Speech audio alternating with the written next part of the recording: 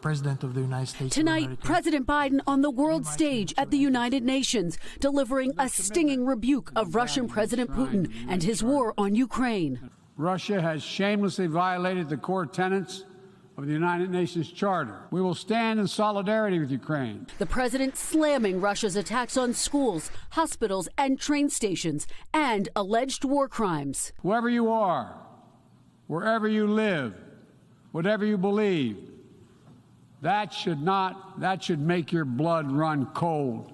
And responding to Putin, who just hours earlier appeared to threaten the West with a nuclear strike.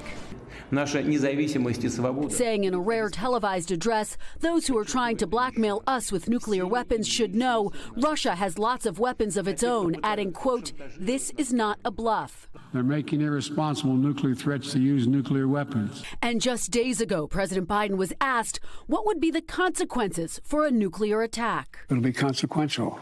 They'll become more of a pariah in the world than they ever have been. Now, a new escalation from Russia. Putin announcing a partial draft. The defense minister saying 300,000 reservists with military experience will be sent to Ukraine. Putin calling it necessary because the West crossed all lines by giving Ukraine military aid. Though tonight, that move sparking protests across his nation, including Moscow.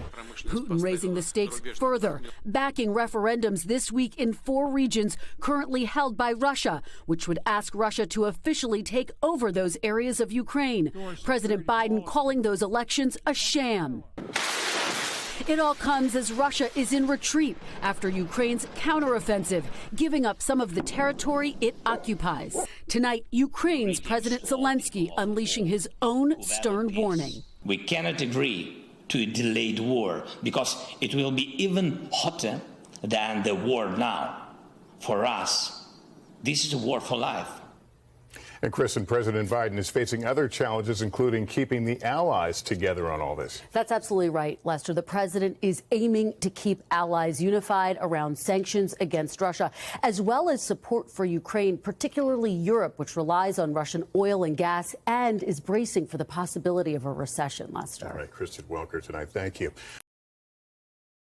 Thanks for watching our YouTube channel. Follow today's top stories and breaking news by downloading the NBC News app.